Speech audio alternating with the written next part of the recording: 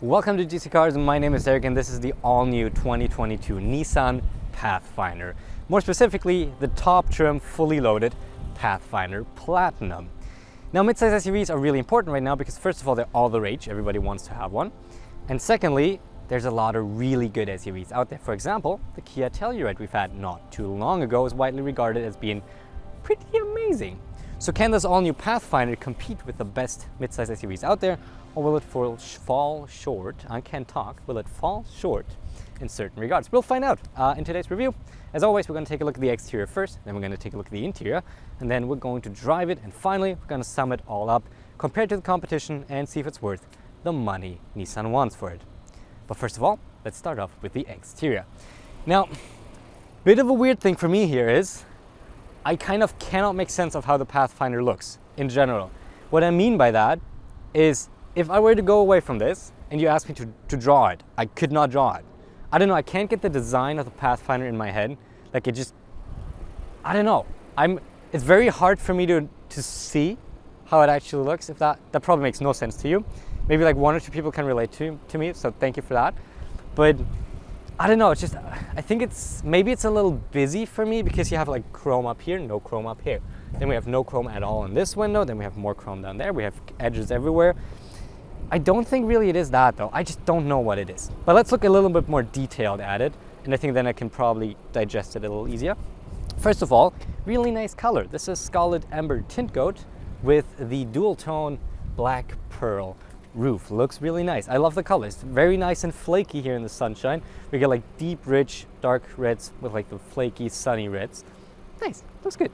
The front end, classic, kind of the new gen Nissan grille. Looks nice.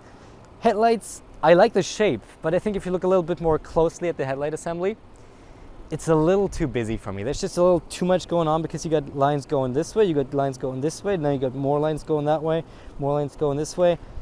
I don't know, it's just, I mean, but how often will you look in detail at the headlights? It just doesn't look bad by any means. I like the wheels, and in general the shape though. I like the shape of the Pathfinder because you know me, I like boxy SUVs, and this is really nice and boxy. This is squared off. Look at the wide fender here. So this is really nice. Like I said, nice and boxy, not this like rounded off. I don't like that. What I also like, the chrome here, which says Pathfinder on it. That's pretty cool. Really nice and big Pathfinder stamped on there. Like it. But my favorite part, by far, the rear. I really, really like how the rear looks here. Because for some reason, first of all, it reminds me of Star Wars at night.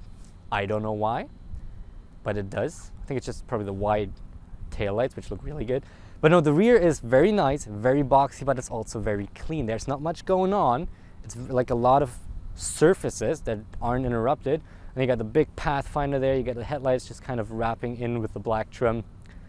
I really like the rear. I think it looks fantastic. And of course, because we got manufacturer plates on here, we have the privilege of having not a single front license plate. Not that you would have two, but we have none. That's pretty cool. But what's more important than the exterior? The interior. So let's take a look at that. Okay. Let's talk Pathfinder interior. And first of all, let's start off with the materials, which are really nice actually. They really spend a lot of time on this and making it nice. It is soft everywhere you touch it. Most of the materials are leathers, and it feels very nice. It feels very nice and it's comfortable, and the seats are the same way. Nicely padded, pretty good seating position. I like it. I really like it. We also got heated and cooled seats, and they're really good at heating and cooling them, which is really nice. And even in the winter, honestly, I use cooled seats all the time. As soon as the cabin is warmed up, I pretty much put on my cooled seats. I don't know. I just like how they kind of make me feel nicely cooled. I guess. No, materials are really nice. It's a very nice cabin in terms of feel, in terms of practicality and usability. You also see that Nissan spent a lot of time making sure that this new Pathfinder, is really good at that too. We have a lot of physical knobs and diodes. Everything is clearly laid out. Everything is logical. Super easy to use. You won't get in here and be confused on how to use anything. It's super straightforward. The infotainment isn't the fastest out there, but it has pretty much all the features you need and all the features you want, so that's no issue. And we also have a digital gauge cluster, which has two different layouts. First of all, the standard one is our It kind of looks like two stereo speakers, I think. like stereo speakers on the side. I'll be honest, it's not the greatest at conveying information, but you have your digital speed readouts. That's really the only thing you need to know. And then we have a different layout, which is more traditional with like a speedometer and a tachometer.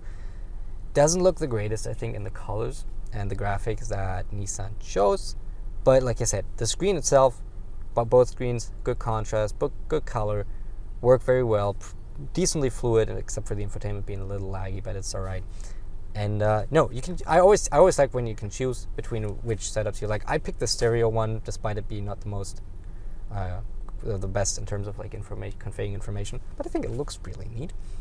And yeah, other than that, we have good storage. First of all, we got a Happy Meal holder down here. There's a lot of space. We have huge space for water bottles or anything alike. We have more space in the middle here where we can cup holders. We can have maybe a phone holder up there. We have a big wireless phone charger.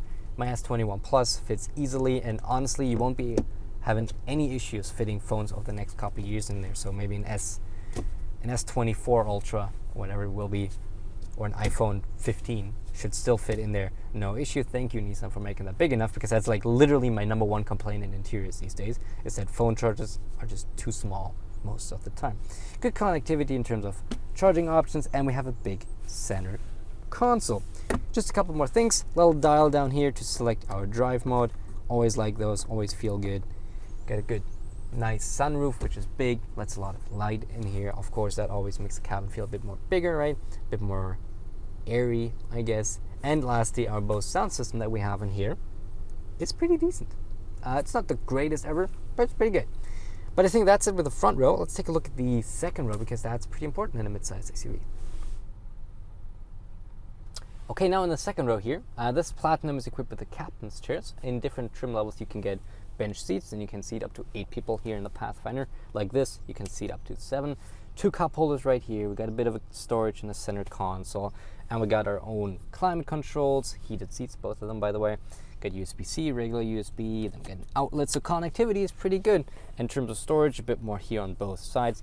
That is very nice. Materials also pretty much just as nice up as front. The plastic starts a little higher, so this is already plastic, but honestly the touch points are very nice and wide and very soft. Of course, you want to block out the sun. There we go, sunshades integrated. And in terms of position and space for me, first of all, good foot room, good leg room, good head room. We got our armrests right here. But this being like a modern captain's chair midsize SUV, of course we have a lot of customizability. First of all, we can slide forward pretty far. That's sitting behind myself. We can slide backwards even further.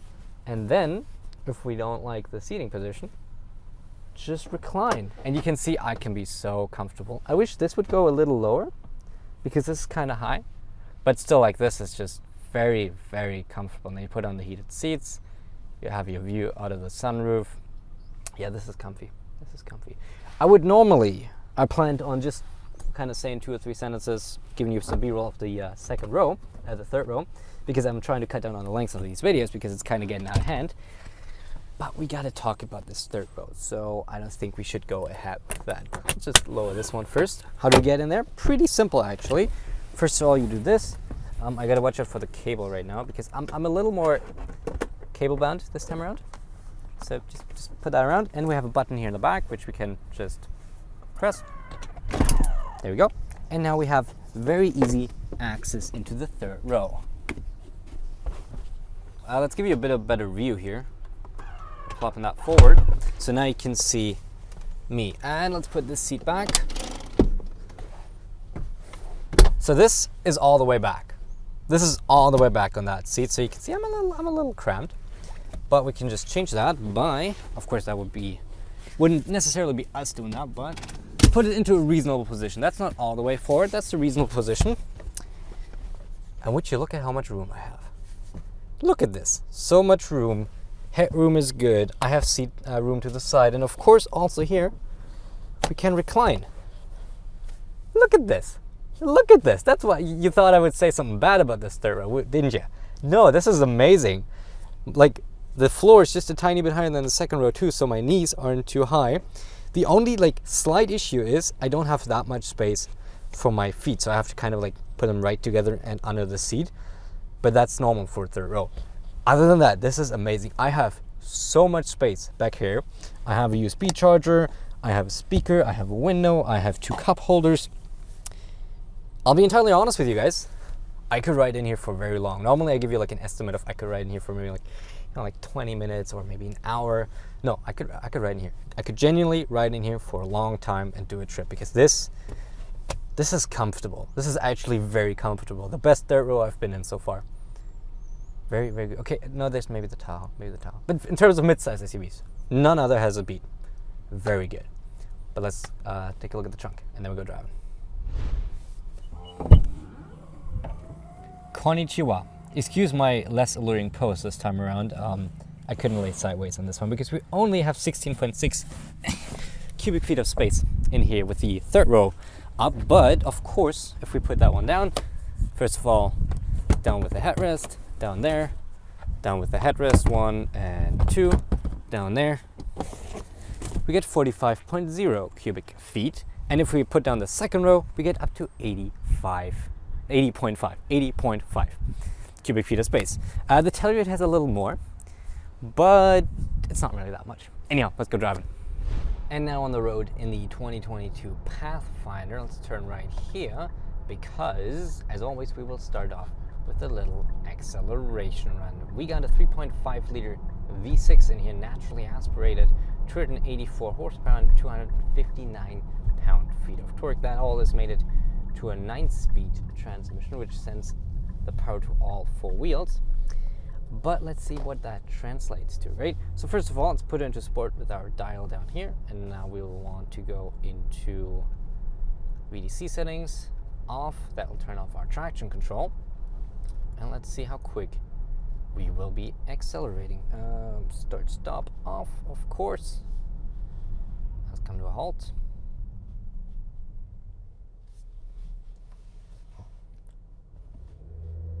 $1,600. There we go. Always gives you a bit of a punch there, and I think that's enough. So it's pretty quick. It always takes a second, which is pretty funny, to pick back up, because it goes and I was like, and then it comes in. So like the first time you launch it or you start it, you're like, is this all? And no, it's not. Then it comes in. Okay, but power is plenty. I think it Can it, please? I hate that. Come on, give me my seatbelt. Thank you. So acceleration, according to Car and Driver, is around the high 5-second mark. So, but I'd say 5.8 seconds to 100 kilometers an hour, 62 miles an hour, which is plenty. Like you don't really need more in a mid-size SUV like this. Okay, I was a little afraid of that guy just jumping in front of me. It's plenty of power, but I'm not a big fan of how this Pathfinder really drives, at least not in the regular mode. Let's go into auto mode, and that is where I'm not really that happy with the driving performance, because I always, no matter how much gas I give it, like I always feel like I want a bit more. It's not that I need much power or anything, but it's just that it feels very spongy in this mode. Like the gas pedal just kind of feels spongy, and it is fine to drive. Like it's not big of an issue, but it's just a little too, I don't know, it always leaves me wanting. I think that's a very personal thing. I think just a minority of people will have the same issue that I have with how this drives. But I haven't encountered this in any other car so far, and it just feels like it's trying a little too hard to be economical. And like the pedal mapping, the throttle mapping is just like very, very indirect. So it just kind of always gives you a little less power than I personally want, which is kind of infuriating, especially in city traffic, because it's always like, just give me that bit more, and I always have to press a little more, and it just keeps being spongy. So I just like, I don't know. So I've been driving this pretty much as only in sport mode, which fixes that issue. But then on the other hand, when I want to start from stop, it is a little it's a little eager to get going in that mode. So I don't know. I don't know. The driving experience wasn't that great. It wasn't like bad. It's just, it always left me wanting a little more. The transmission itself, the 9-speed, is pretty decent. Also not the best transmission. It's definitely better than the CVT that it replaces. No doubt about it. I drove the CVT in a Sentra at Drive Fest. This is way better than the CVT. But it is still like, shifts are noticeable. It's not like clunky or anything, but it's not the quickest one out there. It's not the smoothest one out there. So you will notice that. Doing city driving, it's not really an issue, and it reacts pretty quickly to your inputs. So if I, this is a horrible road, but if I just floor it, it's pretty good. And like I said, the power is there. It is just a little bit the like how it behaves and how it gives me the power is what I am not entirely happy with. Good, this is all clear. Wonderful. Of course, we also have pedal shifters though, so if we want to override whatever the transmission does, we can just downshift, and floor it. Reacts pretty quickly, actually. Pretty quickly. So I don't have an issue with the transmission logic. I don't have a big issue with the transmission itself. Like I said, it's fine. It's not phenomenal, but it's totally fine. I just have a bit of an issue with how much power I get in relation to how much throttle input I give. So just the throttle mapping, that's my issue. But let's talk about something else. Let's talk about, well, with that, just very briefly, I know it's a midsize SUV, but we always do talk about handling, and this is pretty soft. You could, like, it's pretty approachable towards the limit. Like, you will notice when it starts understeering. Actually, it's very noticeable once it starts understeering, because like a lot of body roll in it, and it'll really lean in corners when you're cornering hard. We always do the tests when we do the highway PV test, right? So I can just show you to that right now. So there's a bunch of body roll, but it really handles fine. Like, you don't need more in an SUV like that. But that's all I'm going to talk about it, because, like I said, it's not important. What's more important in relation to the suspension, though, is how it suspends the car. I'm sorry, I'm not a native speaker. Sometimes I'm just very curious about how the words work in that regard. How it ooh, that was almost a roadkill off that bird. How it dampens the ride. And funnily enough, like in the whole review, my whole review with this Pathfinder is kind of contrary to what other reviewers say. They say they like how it drives. I'm like, yeah, they have a bit of an issue with how it drives. They say they don't like the ride quality. And now I'm here and I'm like, honestly, the ride quality is fine. This is, once again, these are terrible roads. These are extremely bad roads we're driving on right now.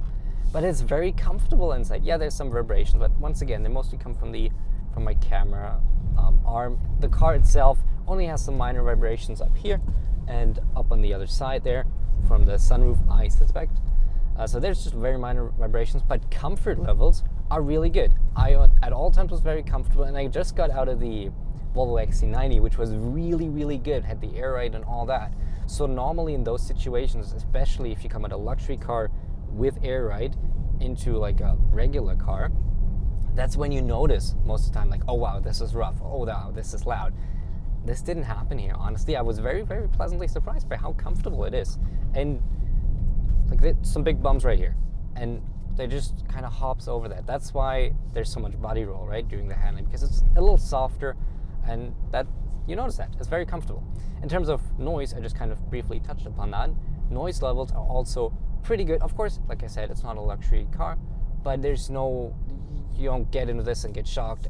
It's like, wow, this is so loud. No, this is totally fine. The driving experience, aside from what the drivetrain gives me, is really good. It's really good, and I'm very happy with that.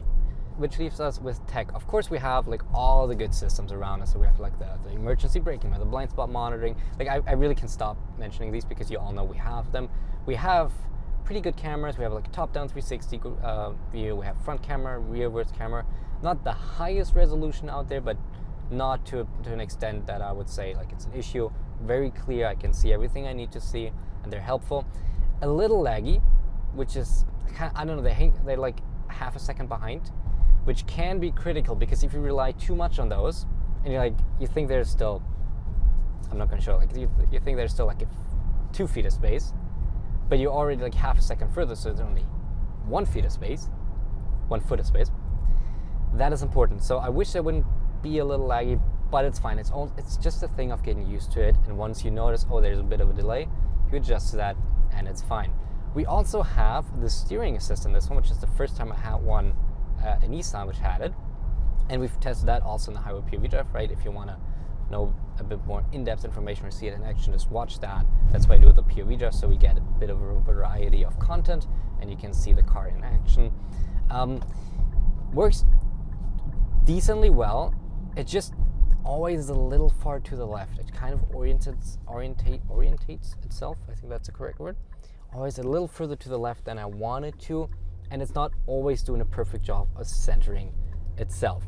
And yes, I know it's an assist, it's not an autonomous system, but then on the other hand, it also just, whenever you want to correct it, it's like you jumping it out of a rail. So the steering suddenly is very sensitive, so it's hard, and then you jump out and you suddenly give it a lot of input.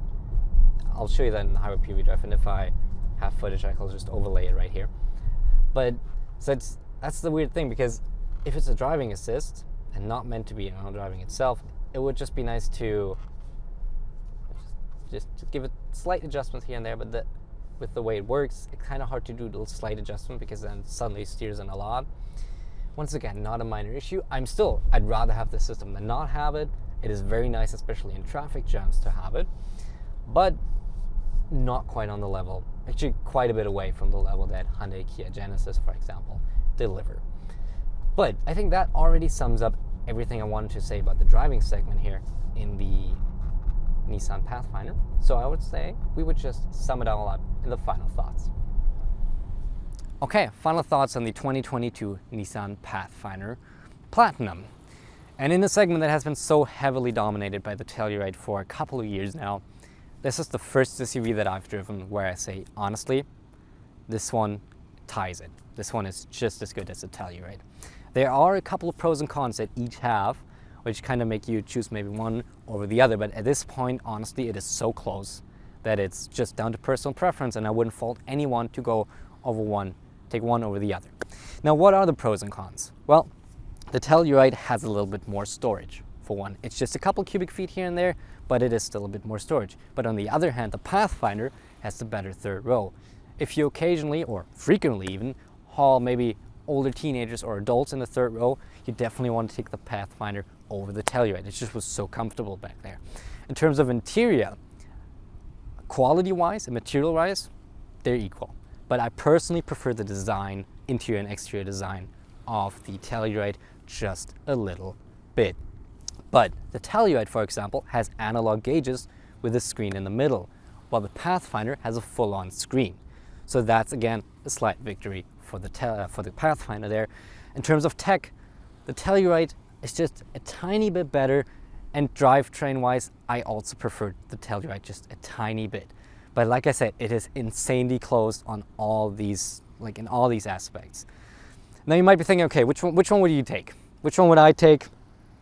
And it's ever so slightly, I would go in favor of the Telluride. It's just the driving is just a little better for me, and the design. Interior and exterior, I just like the Telluride's looks more. But like I said, that's personal preference. Some people probably prefer the Pathfinder over the Telluride. And really the only big issue for me was the drivetrain, but that is only a thing of calibration and tuning. This is nothing to do really with the physical or mechanical basics. The transmission, not quite as good as the one in the Telluride, but it's not bad by any means. The engine, I have no issue with whatsoever. And my issue, like I said, is only to do with calibration. If they update it for the 2023 model year, my issue is gone, and I might go Pathfinder over Telluride. Very good effort. Honestly, this is a very good SUV. Good job, Nissan. Like tying the Telluride and making a point for, in certain cases, to go with the Pathfinder or the Telluride. That was a very difficult task, but they did it. They did. Good job. Anyhow, guys, thank you so much for watching. I hope you liked it. If you liked it, make sure to subscribe and hit the bell, because we upload reviews every single Friday at 11 a.m. Eastern Time. Or so I try. Sometimes they're a little later on Saturday because I am so insanely busy at the moment. But the gist is, every single week there's a new review coming, from luxury cars to midsize SUVs to sports cars like AMGs and Mustangs. We have it all on the channel. So if you like cars, consider subscribing. And we also have POV drives where we test handling and highway driving and night driving and all that, just to kind of, add to the content you get weekly. Anyhow, I hope you liked it. Just quick, let me know if you pick the Pathfinder or the Telluride. I want to know how that sticks up. If you've seen both reviews, which one do you prefer? Okay, that's the last thing. Thank you so much for watching. I hope you liked it, and I hope I'll see you in the next one. Thank you and goodbye.